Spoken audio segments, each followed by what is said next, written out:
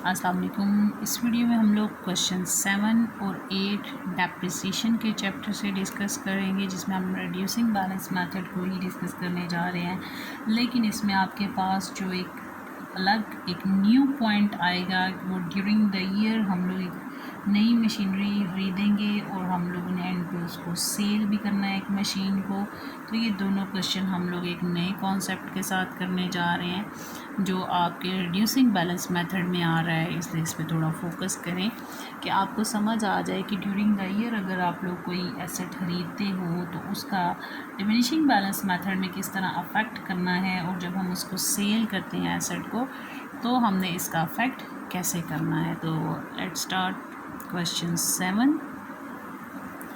On 1st January 2013, a firm purchased machinery worth rupees 50,000. On 1st July 2015, it buys additional machinery worth rupees 10,000 and spend rupees 1,000 on its erection.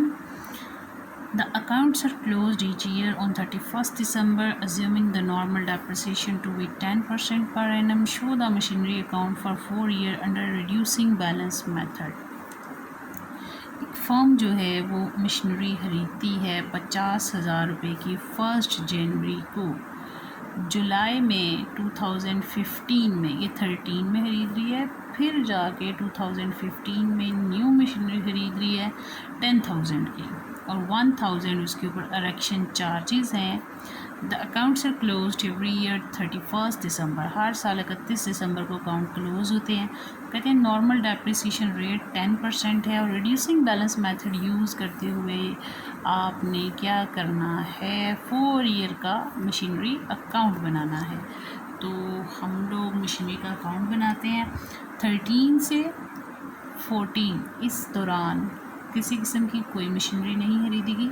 कब खरीदी है? 1 जुलाई 2015 में। तो इसको start करते हैं question को। हमारे पास क्वेश्चन 7 है, ये हमारी डेबिट साइड, फिर हमारे पास ये वाली साइड क्रेडिट साइड है। Date, detail, rupees, date, detail और रुपीस। बनाना क्या है? Machinery account. 2013 में 1 जनवरी 2013 में मशीनरी खरीदी है, तो कैश अकाउंट इस साइड पे लिखेंगे, क्योंकि हमारी एंट्री क्या होती है? Machinery account debit to cash account credit. तो मशीनरी की डेबिट साइड पे हम लोग अमाउंट को लिखते हैं, लेकिन नाम मशीनरी का यूज़ नहीं करते हैं। तो कैश अकाउंट कितनी अमाउंट थी हमारी मशीनरी की? 50,000।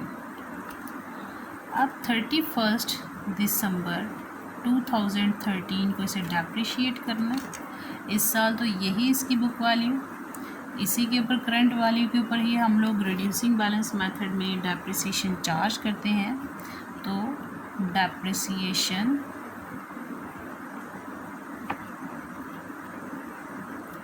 अकाउंट क्या वैल्यू है उसकी? 50,000। रेट है 10%। 10% हमने उसको डेप्रिशिएट किया तो हमारे पास कितनी वैल्यू रह जाती है? 5,000 डेप्रिसिएशन आती है। टोटल वैल्यू क्या है? 50,000 लेस 5,000 करेंगे तो बैलेंस कैरेट डाउन इस साल का क्लोजिंग बैलेंस आपके पास आ जाएगा 45,000 और टोटल 50,000। फिर हम लोग 1 जनवरी 2014 की में काम कर रहे हैं। बैलेंस ब्रॉट डाउन, यानी इस साल का ओपनिंग बैलेंस, यानी इस साल इस मशीन की कीमत 45,000 रह गई है। तो 31 दिसंबर को 2014 में हम लोग इसको अगेन डेप्रिशिएट कर रहे हैं, तो डेप्रिसिएशन अकाउंट ₹45,000 मल्टीप्लाई बाय 10%। पूरे साल के लिए तो 12 डिवाइडेड बाई 12 होगा, तो वो खुद ही क्रॉस हो जाएगा। 10% कितना आता है? 4,500। जब 45,000 में से 4,500 लेस हो जाएगा तो हमारे पास बैलेंस कैरेट डाउन आएगा। कितना बैलेंस आएगा? 40,500। टोटल वही 45,000। अब थर्ड ईयर में जा रहा है, 1 जनवरी 2015 में बैलेंस ब्रॉट डाउन 40,500। और उसने हमें क्वेश्चन में कहा था कि 1 जुलाई को आप एक नई मशीनरी ख़रीदने जा रहे हैं 2015 में, जिसकी प्राइस 10,000 है और 1,000 आप इसके इरेक्शन चार्जेस पे कर रहे हो। इट्स मीन कि उस मशीन की टोटल वैल्यू कितनी है? 11,000। तो हम लोग 2015 में यहाँ पे मेंशन करेंगे कि 1 जुलाई को कैश अकाउंट 10,000, तो उसकी होगी purchasing price 1,000, erection charges total कितने हो गए? 11,000। अब 31 दिसंबर को हमने इसको डेप्रिशिएट करना है। चूँकि हमने डेप्रिसिएशन के लिए पूरे साल की डेप्रिसिएशन लेनी है, या जितने मंथ वो यूज़ हुआ उसके ऊपर उतने मंथ की लेनी है। तो यहाँ पे हम इनकी अलग अलग डेप्रिसिएशन ले लेते हैं, क्योंकि इसके ऊपर तो पूरे साल की है, इसके ऊपर यहाँ पे सिर्फ हाफ ईयर की है, क्योंकि ये हमने 1 जुलाई को लिया है। तो ये जुलाई से दिसंबर तक सिर्फ 6 महीने इस्तेमाल होना है। तो दोनों की अलग अलग डेप्रिसिएशन लेके हम ऐड कर सकते हैं, या फिर अलग अलग भी लिख सकते हैं। अगले साल जाके इनकी वैल्यू इकट्ठी हो जाएगी और सिर्फ एक वैल्यू के ऊपर ही हम लोग रेट अप्लाई करेंगे। यहाँ पे 31 दिसंबर को डेप्रिसिएशन अकाउंट, देखें इसकी अगर मैं लेती हूँ जब 40,500 मल्टीप्लाई बाय 10%, क्योंकि ये पूरे साल इस्तेमाल हुआ तो 12 डिवाइडेड बाय 12। लेकिन जब मैंने 11,000 की डेप्रिसिएशन लेनी है तो 10% मल्टीप्लाई बाय 6 डिवाइडेड बाय 12, तो इसकी तो आ जाएगी 4,050, और इसकी हमारे पास 1100 को हम लोग जब मल्टीप्लाई बाय 6 डिवाइडेड बाय 12 करेंगे तो 550 आएगी। तो 550 इसका आता है हमारे पास, और 4,050 इसका आता है। तो जब दोनों को ऐड करते हैं 4,050 प्लस 550 करते हैं, तो टोटल जो डेप्रिसिएशन है वो हमारे पास कितनी बनती है? 4,600। तो ये टोटल अमाउंट कितनी बनी हमारे पास? 51,500। उसमें से 4,600 लेस किया तो बैलेंस कैरेट डाउन 46,900 और टोटल 51,500। अब ये नेक्स्ट ईयर में ट्रांसफ़र हो जाएगा।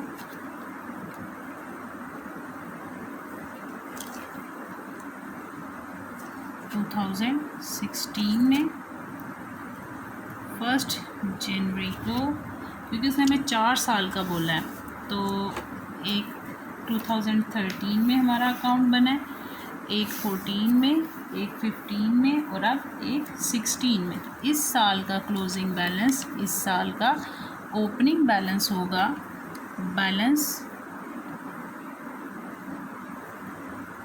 Brought down 46,900। अब हम लोगों ने इस साल भी डेप्रिसिएशन चार्ज करनी है 31 दिसंबर को। डेप्रिसिएशन अकाउंट 46,900 मल्टीप्लाई बाय 10%, क्योंकि पूरा साल इस्तेमाल हुई तो 12 डिवाइडेड बाय 12।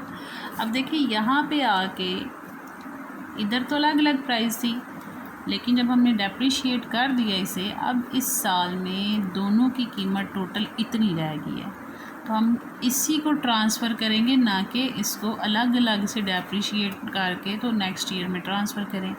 जो क्लोजिंग वैल्यू आई है उसे हम लोग यहाँ पे लिखेंगे, उसके ऊपर डेप्रिसिएशन रेट चार्ज करेंगे। इसमें अब दोनों मशीनों की कीमत मौजूद है, लेकिन पूरा साल इस्तेमाल हुई है, इसके ऊपर हमने डेप्रिसिएशन रेट चार्ज किया 10%, तो ये पूरा साल इस्तेमाल हुई, 12 से हमारे पास ख़त्म हो गया। तो अब हमारे पास इसकी जो डेप्रिसिएशन की अमाउंट है 4690 आती है।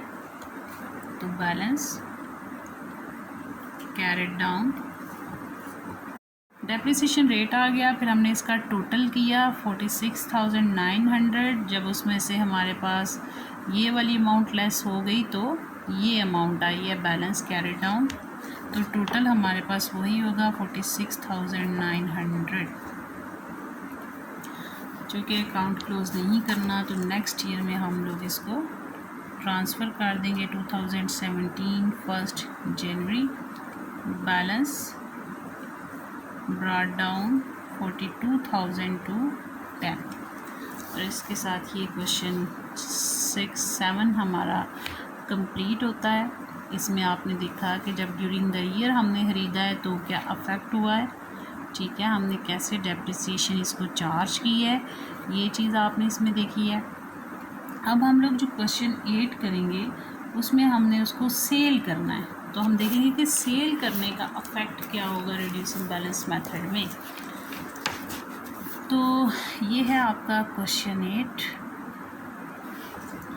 A firm purchased a second-hand truck for 50,000 on 1st January 2013 and spent rupees 20,000 on its overhauling।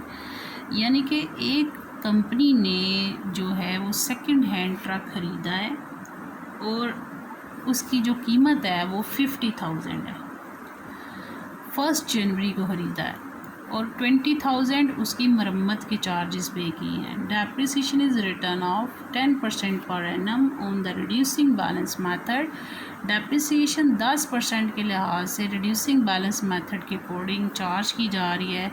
30 जून को वो जो ट्रक है उसे सेल करते हैं 30,000 का, क्योंकि वो सूटेबल नहीं है। आप prepare the truck account from 2013 to 16, assuming that accounts are closed on 31st December every year।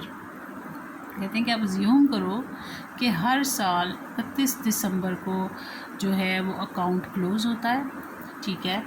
तो आपने ट्रक की वैल्यू फाइंड आउट करनी है। इसमें हमने जो ट्रक ख़रीदा था उसको हमने सेल करके बताना है कि हमें प्रॉफिट हो रहा है या लॉस हो रहा है। तो क्वेश्चन स्टार्ट करते हैं। क्वेश्चन 8, इसका हम लोग फॉर्मेट पहले बना लेंगे।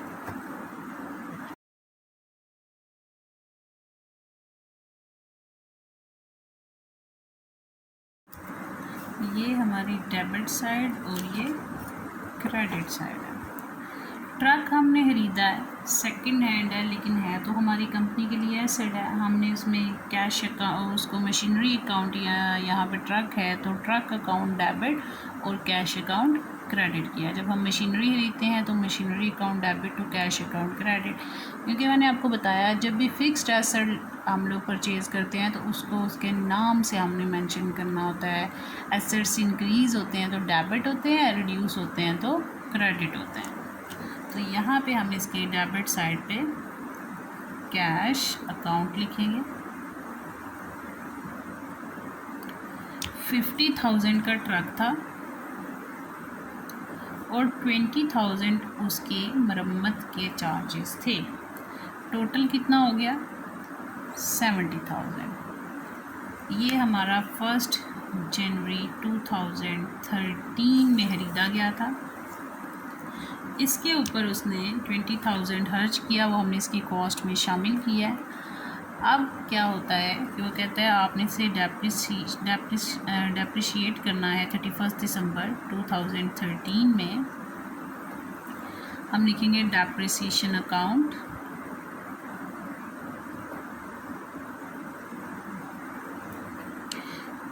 $70,000 और डेप्रिसिएशन रेट हमारा कितना है 10%। पूरा साल इस्तेमाल हुआ है तो 12 डिवाइडेड बाई 12 कितनी अमाउंट आएगी 7,000।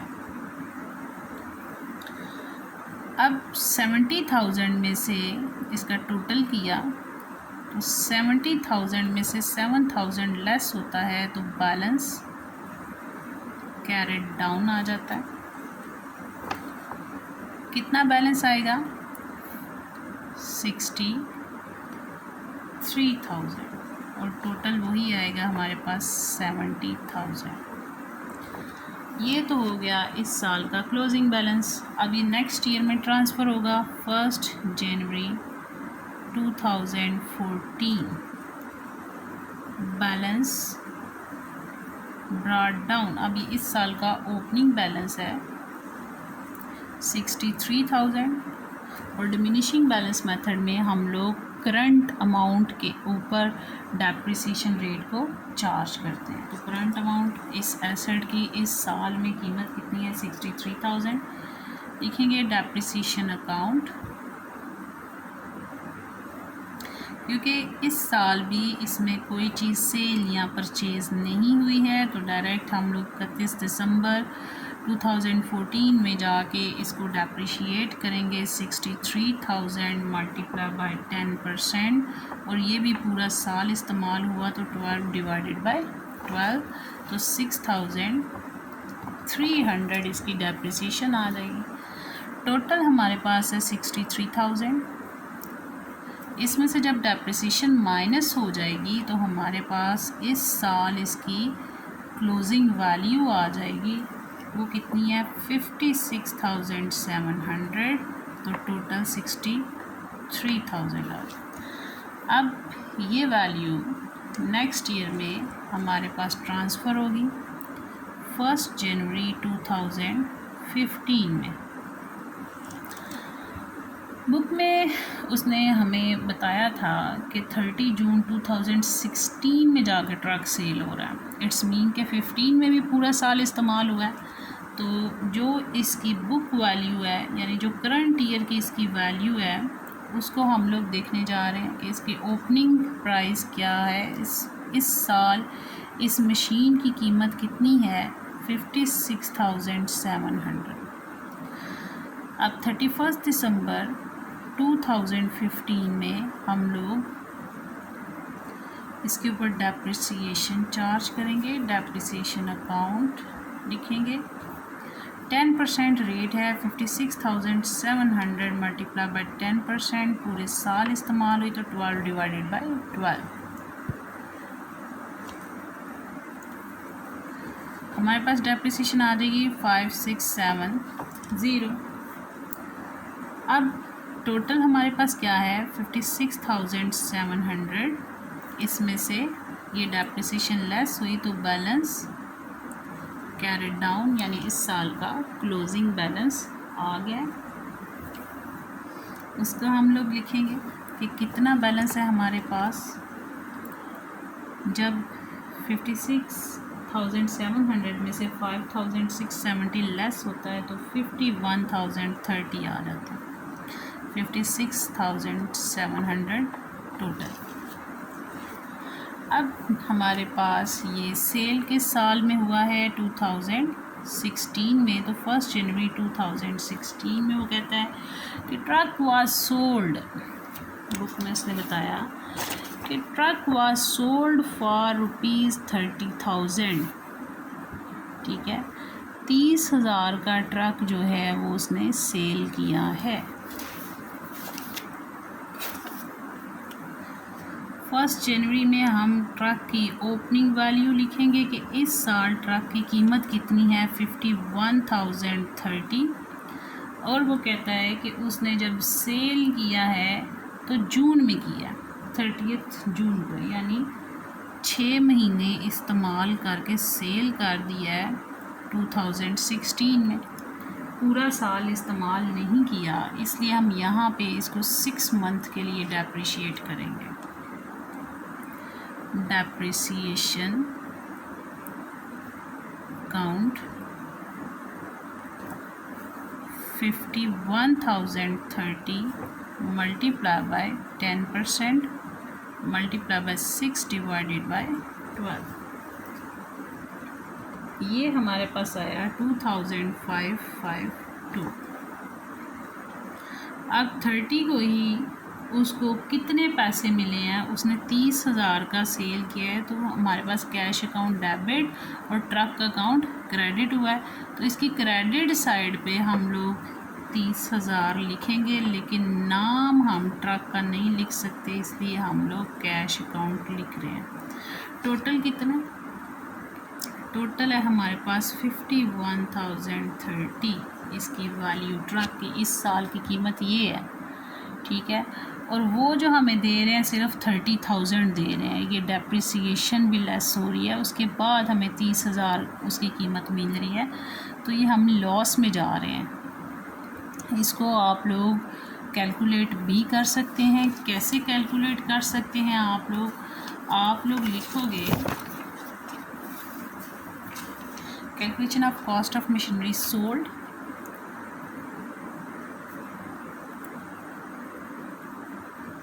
परचेज प्राइस ऑफ ट्रक, ठीक है, लेस, ये आपने वर्किंग इसकी शो करनी है, डेप्रिसिएशन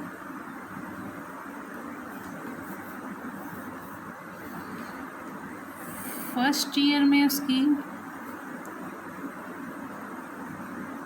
डेप्रिसिएशन, फिर सेकेंड ईयर में डेप्रिसिएशन, फिर थर्ड ईयर में डेप्रिसिएशन, फिर फोर्थ ईयर में डेप्रिसिएशन। तो टोटल ट्रक की प्राइस थी 70,000, पहले साल में डेप्रिसिएशन 7,000 है, दूसरे में 6,300 है, तो 7,000 फर्स्ट ईयर में, सेकंड में 6,300, फोर्थ में उसकी कितनी डेप्रिसिएशन है 5,670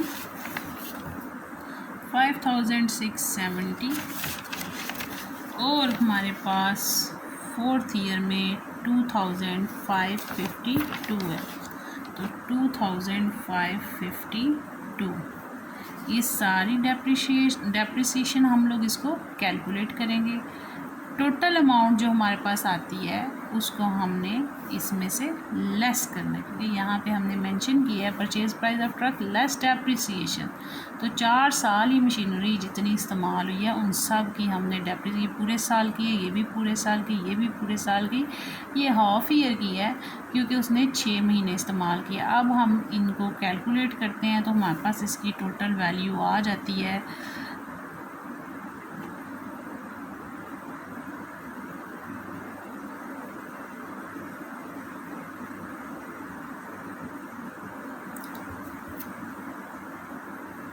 1,522। इसको हम लोग लेस कर देते हैं उसकी बुक वैल्यू से।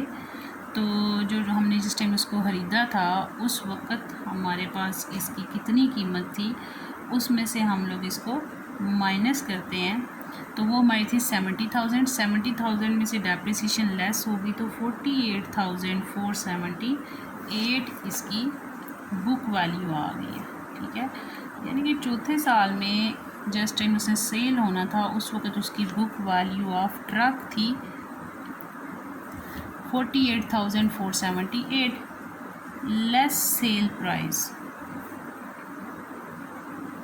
सेल प्राइस कितनी है 30,000। अब देखिए जब भी क्वेश्चन में book value greater than sale price हो उस एसेट की तो लॉस होता है, जैसे कि यहाँ पे है। जब book value less than sale price हो तो प्रॉफिट होता है, लेकिन यहाँ पे बुक वैल्यू ज़्यादा है और सेल प्राइस कम है, तो ये जो हमारा डिफरेंस निकलेगा ये हमारा loss on sale of truck है। ठीक है, इसको हम लोग यहाँ पे लिखेंगे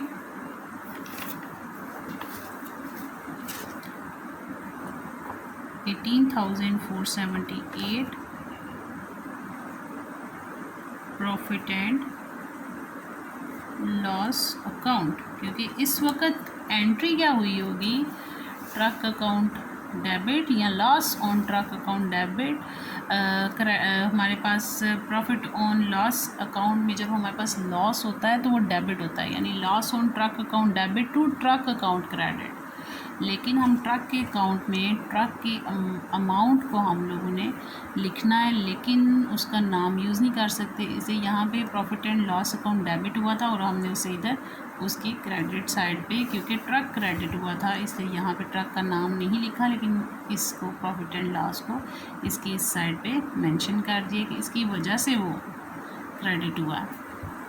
इसके साथ हमारा ये क्वेश्चन कंप्लीट होता है। एक दफ़ा दोबारा देख लें कि आपने डेप्रिसिएशन जब कैलकुलेट करके एसेट को सेल करना है तो किस तरह करना है। 70,000 हमारे पास उसकी परचेज़ प्राइस थी एसेट की, लेस करेंगे डेप्रिसिएशन ऑफ फर्स्ट ईयर। हम इधर से अपनी डेप्रिसिएशन पहले साल में 7,000, दूसरे साल में 6,300, चौथे साल में 5,670 और तीसरे साल में चौथे साल में 2,552। तो वो सारी चारों हमने लिख ली, इनको टोटल किया 21,522 टोटल डेप्रिसिएशन आई।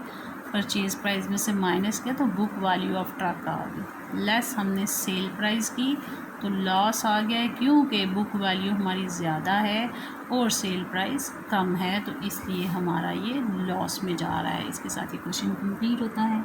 स्टिल आपको इसमें कोई कन्फ्यूजन है तो आप लोग डिस्कस कर सकते हैं, कमेंट में पूछ सकते हैं। थैंक यू, अल्लाह हाफ़िज़।